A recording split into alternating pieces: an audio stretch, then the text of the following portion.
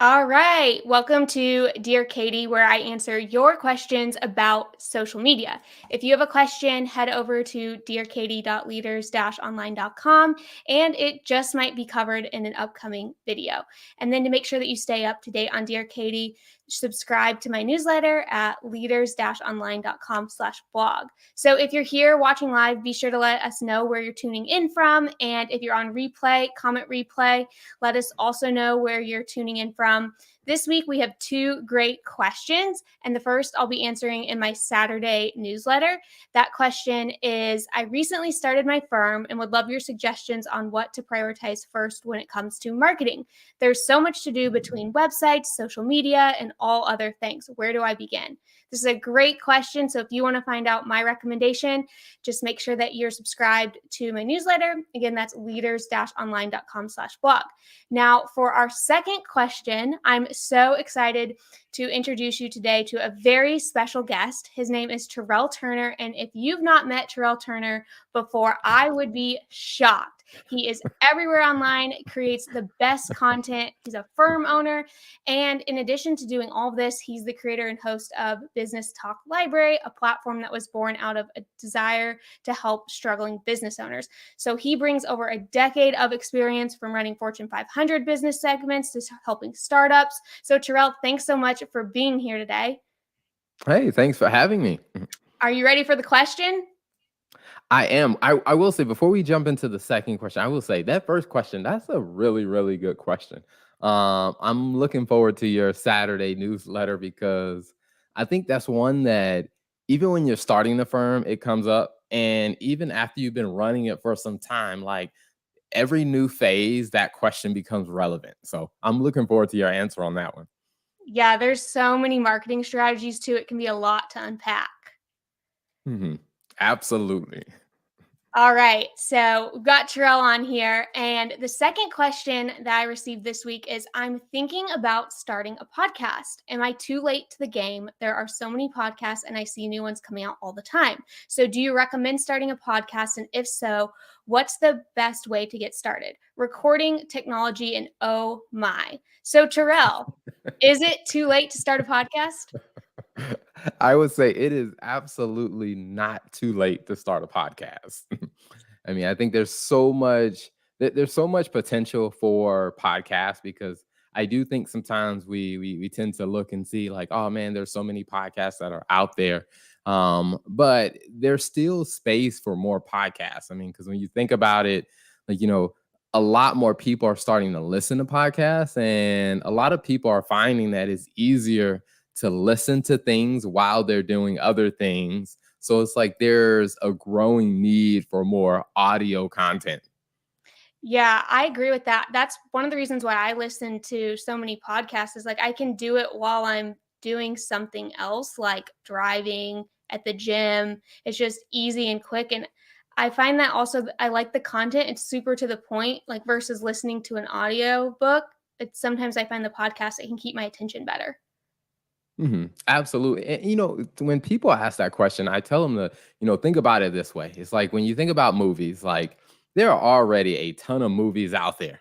So would anybody ever legitimately say, hey, since there's already so many movies out there, there's no need to make any more new movies. We're just going to live with all the old ones. And I'm like, that's the same way I think about with podcasts. It's like, yes, there are a ton that are out there, but there's still space for people to share their message in their voice because no one else out there has your voice. And you may be speaking to an audience to where, yes, there are a ton of podcast options, but no option has really popped up to really speak to that audience that you might be targeting. So I would say there's plenty of room for more podcasts to come in. Agreed. And Alex just had a great comment from LinkedIn. He said the best time to start anything was yesterday. The second best time is today. It's never too late to start. And I love that comment you made about movies because I think that really it made something click in my mind too. Like a lot of us can feel like what we're doing, someone else is already doing it. And it's like, well, yours is totally different. And if people enjoy it, you should do more of it. So that leads me to a next question, or are the person who submitted the question, their next question is, where does one start with a podcast? Yeah, so the way I like to talk about starting a podcast is thinking about, whether it's the audience that you want to speak to or the problem that you really want to address. Because I think a lot of people try to start their podcast with all of the background information, like, I got to get this technology, I got to get this equipment, or man, we got to really work on the brand. And to be honest with you, that part of the podcast, it is exhausting. And I would say is if you don't have passion for either your audience or the subject matter, you're not going to have the energy or the motivation to navigate some of the technical things that you have to figure out. So I tell people start with your audience that you care about or start with the message that you care about. Because like I said, if you're really passionate about the message, trust me, I mean, there are billions of people in this world. Other people are passionate about it too. They just haven't discovered you speaking on that topic yet. So you can either focus on the audience or you can focus on the message and really just start thinking about, if you're going to focus on the audience, what kind of problems are they having and how can I speak to those problems?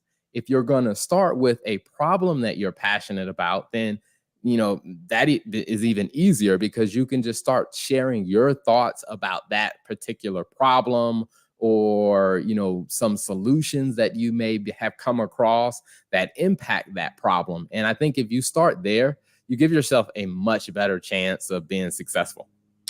That's a great place to start, because if you don't have the passion and the problem that you're solving, it's kind of like, well, where can you go from there?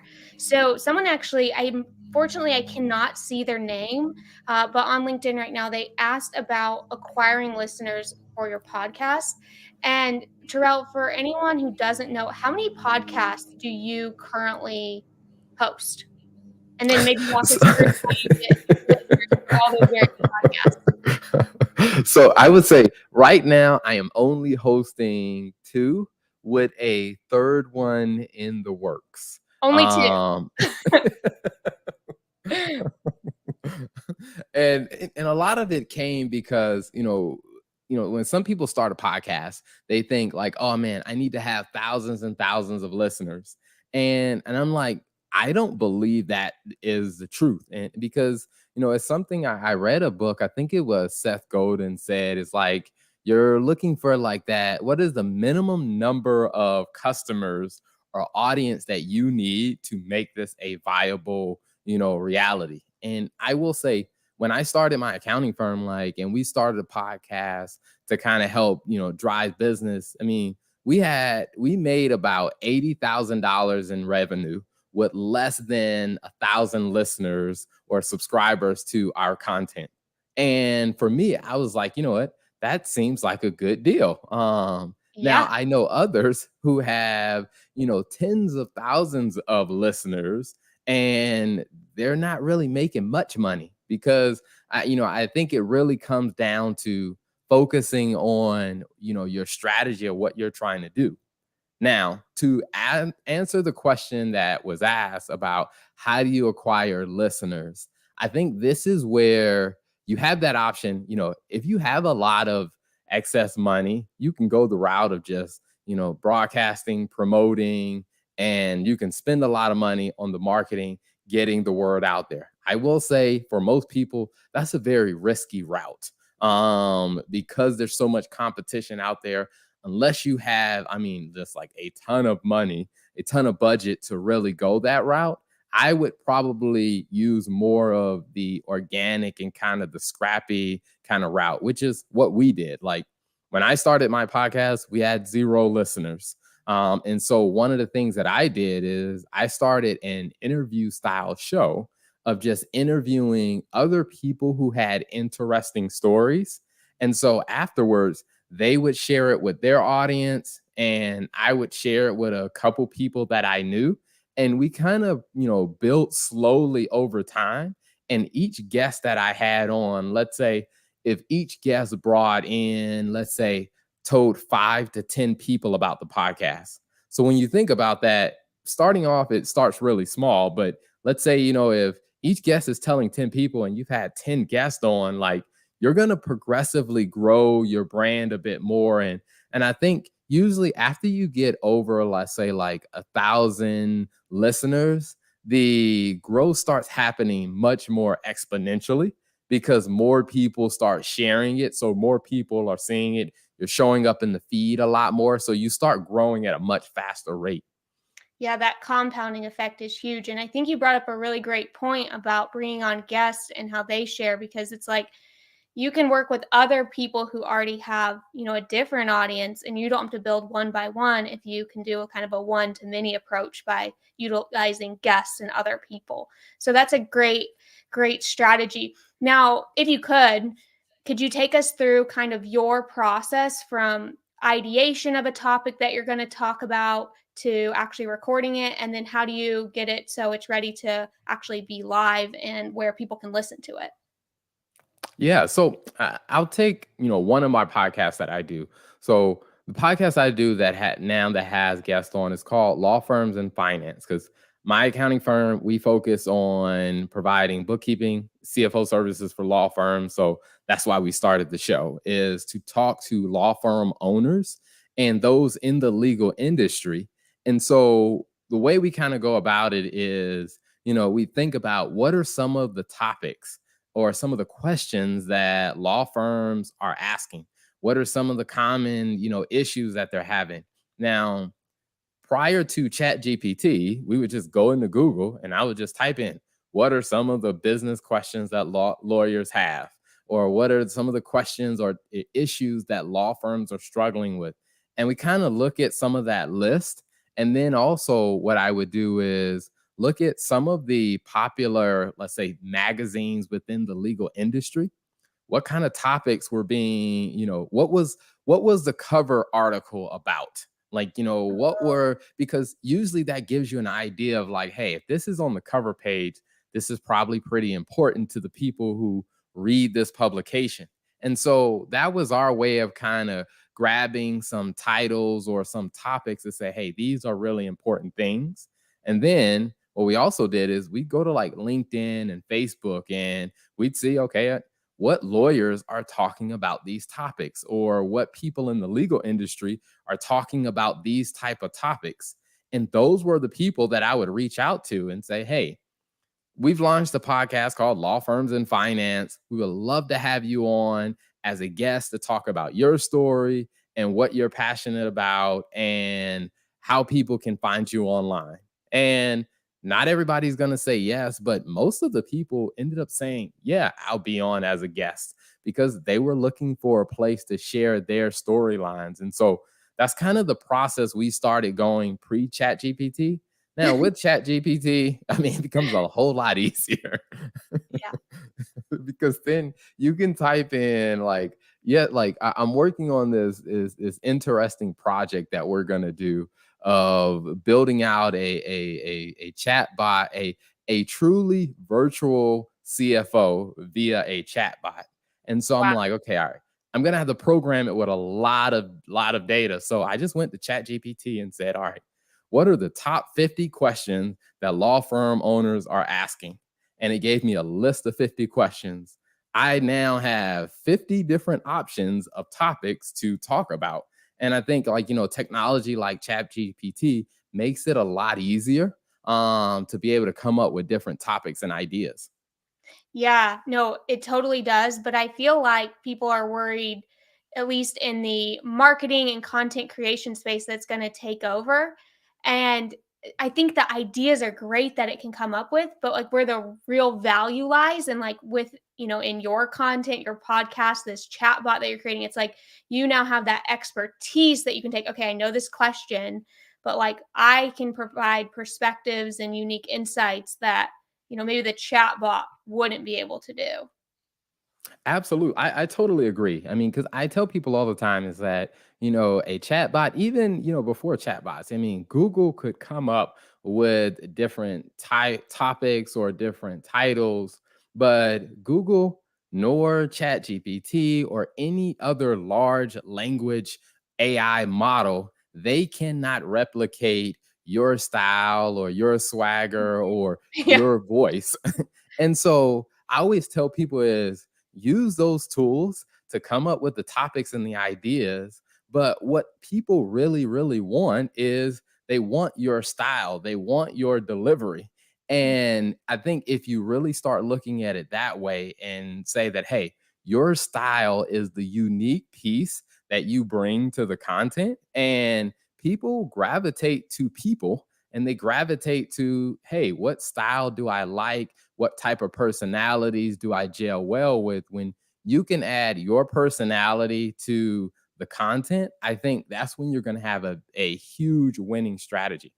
Absolutely. Okay, so we started our podcast. We know what problem we're solving. We have some great topics. Now what do I do? If I'm looking to launch this podcast, do I go buy equipment or what do I do?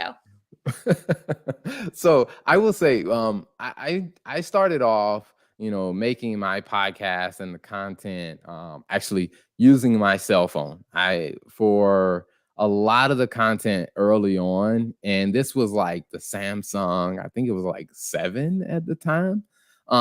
So this was a couple phone generations ago. Um, Now I would say the phones have gotten even better, to where it makes it so much easier. And what I did back then is I bought like a $30 lapel mic, and we used the cell phone, to really, start creating content. Now, when it came down to doing interviews, I was like, okay, all right, if I'm doing the interview in person, maybe I can use my cell phone, but if I'm not, what do I use? And so we started using Zoom as a very basic one, because that was one we were very familiar with. And then we came to find StreamYard.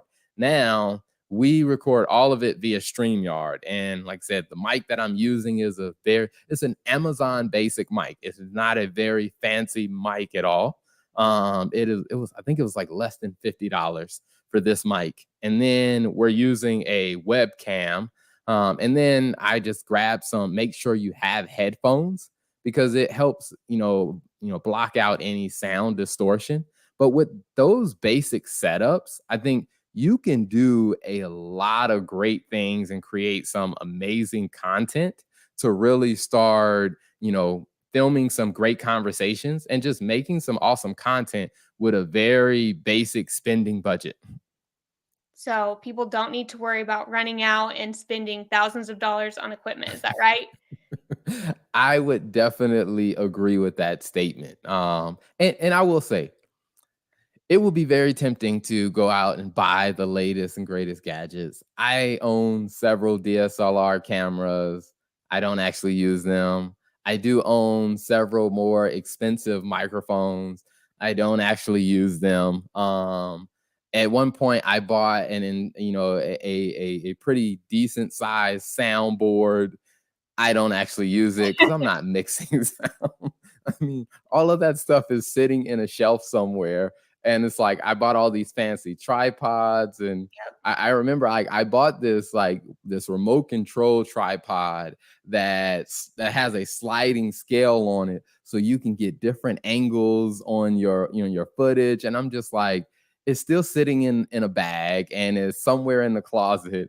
I don't use it. And so I always tell people is, start very basic. And then if you really want to take up your film quality to the next level, I'd say do 80 episodes and then decide whether you really even want to take your film quality, because you may not need to get great results. Yeah, absolutely. I find if it's like complicated to record or podcast, it's like I'm just a lot of times not going to do it. Where if I just keep it simple and it's already set up, like, or even just my phone, it's easy to just fit it into your day. And we got a question while we're in the middle of this process, and I don't want them to potentially not see your answer to it. So they asked, how much business did your successful podcast drive to your accounting firm, and how do you measure it? So I think if we could jump to this question and then maybe go back to the post-production process, that'd be great. So I would say it was about in the first year. So we started our business, like the accounting firm, April 1st of 2020. So kind of at the beginning of, the pandemic and COVID-19 shutdowns. So it was very quiet and crickets for a while. But within the first year, I would say we realized about 60,000 in revenue from year one.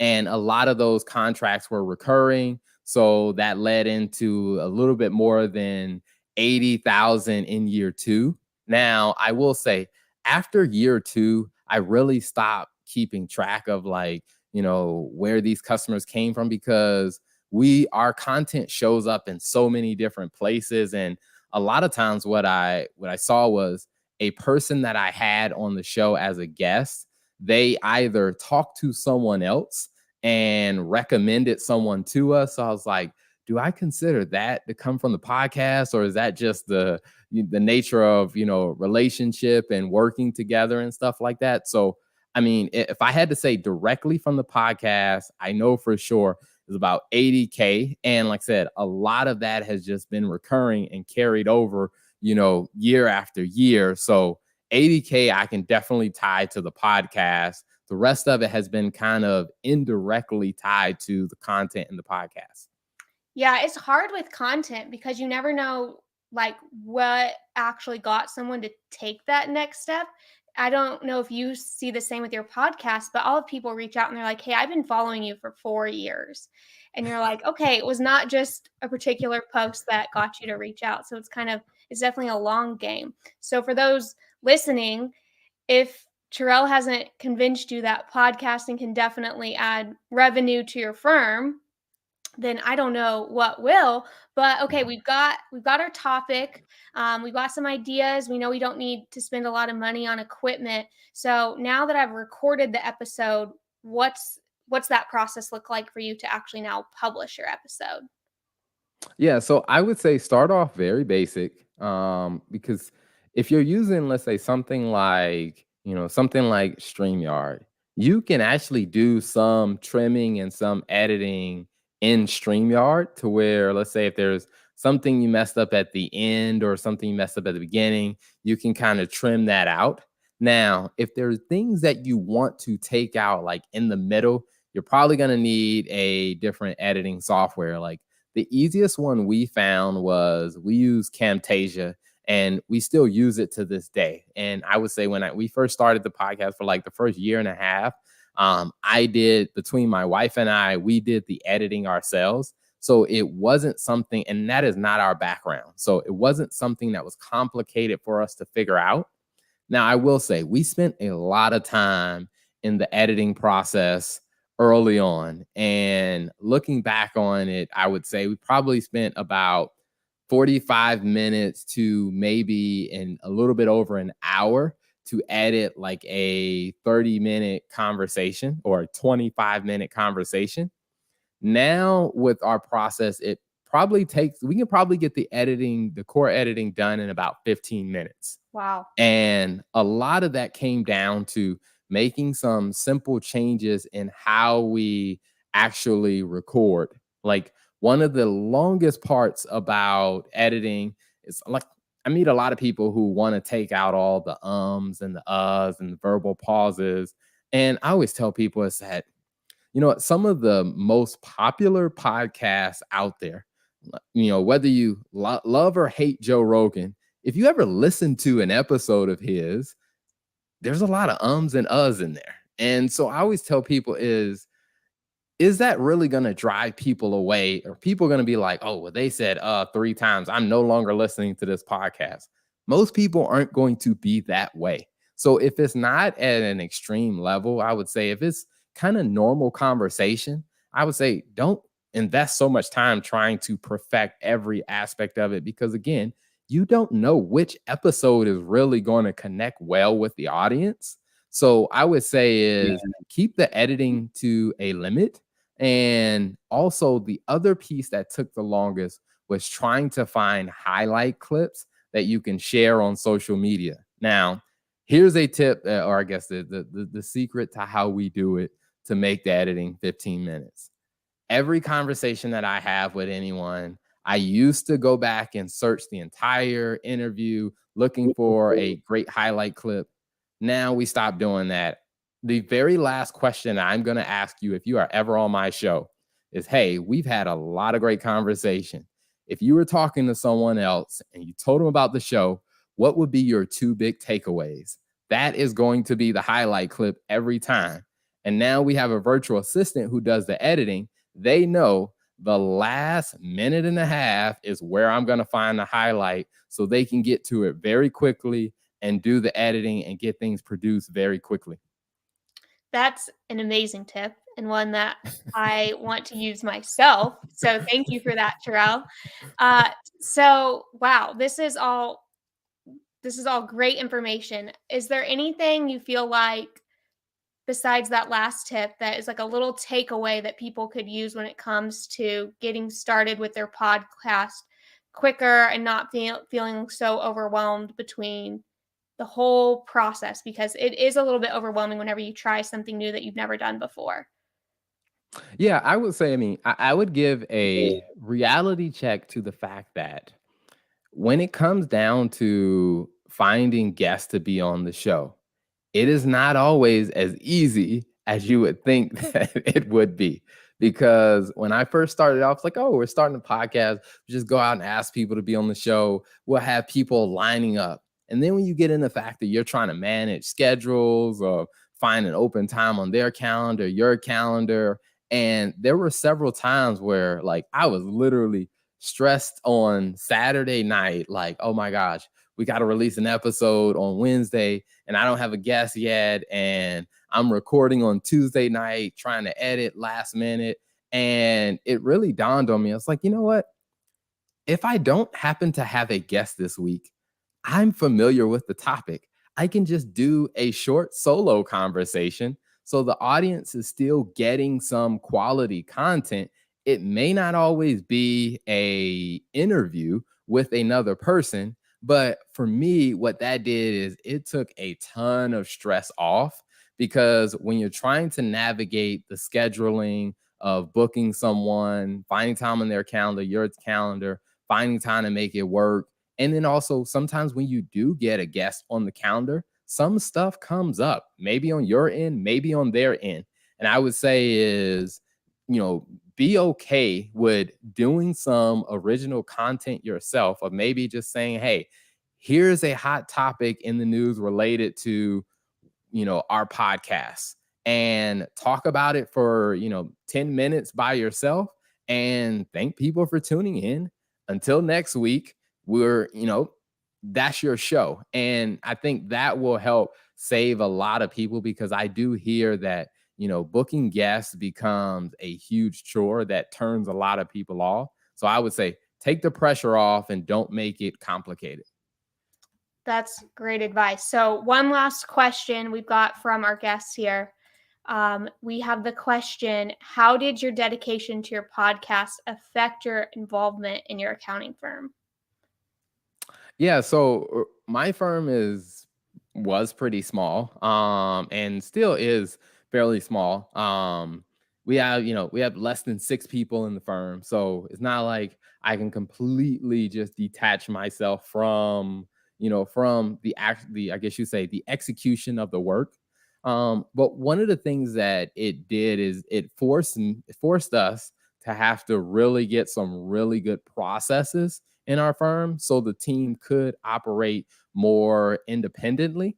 And then one of the things that it did is it allowed me to step more into the front end, the marketing, the sales, and the interacting with clients. It allowed me to do that a lot more. And one of the things that I learned is that, the most challenging area for a lot of accounting firms is client acquisition, because most accountants don't spend a lot of time there, or they don't. I mean, it's not something they're comfortable with doing. Mhm. But hosting the podcast, what it did is it shifted me from doing the detail work to doing a lot more of the front end work that people don't usually do in an accounting firm. And I think for myself, I mean, it was a leadership growth opportunity of getting comfortable with my team taking more initiative. And there were several months where we went through the process of like, hey, how do we lay this out? And instead of me being the one coming up with all the answers to questions, I would start asking my team, okay, what do you think we should do? and Yeah. getting them comfortable to take initiative so that I didn't have to be involved with everything, because it will be impossible for you to effectively do, be on the front end with the podcast, the marketing, the sales, and also do all the work behind the scenes. I think you got to get a little bit more comfortable with letting your team, or even working with other bookkeeping firms, because before I hired a firm, before I hired my own staff, I actually reached out to a bookkeeping firm. It was a guest that I had on one of my podcasts. He told me during our conversation his team had extra capacity. And I was like, well, I'm spending a lot more time on marketing and sales. Can I use some of the people on your team? And we negotiated a rate. So his staff that he already had hired started supporting some of the work. I was still making a profit. He was still making a profit. And that's how we actually started growing a lot faster, and it gave me enough cash flow to start hiring my own team. Yeah. Yeah. If you can't learn how to step back, which it is really hard to step back, give some control, get people on your team to start empowering them to make decisions, then it doesn't matter if it's a podcast or marketing or sales. You can't have time to do anything that you ultimately want to do to work towards your goals. So figuring that out, I feel like is just so important for anyone, regardless of what they want to do. And you clearly did an amazing job at it. So Terrell, if people want to find you, where can they connect with you? Where can they reach out? Yeah, LinkedIn is probably the easiest place to find me. It is Terrell A. Turner CPA on LinkedIn. I spend a decent amount of time on LinkedIn, not necessarily just from posting my content, but also engaging in other people's content, because I will say that is another tip of just, you'll learn so much from engaging with other content creators. And so I try to stay connected and learning from peers in the field. So LinkedIn is probably the best way to reach out to me. Awesome. Awesome. And for everyone else here, don't forget, if you want to hear my answer to where you should start with marketing when it comes to actually deciding between websites, social media, and all the other things, make sure you're subscribed to my newsletter at leaders-online.com/blog. And if you have a question, as always, go to dearkatie.leaders-online.com. Thanks again for coming on the show, Terrell, and everyone else. Thanks for being here. Hey, thanks for All right. having me. Bye-bye.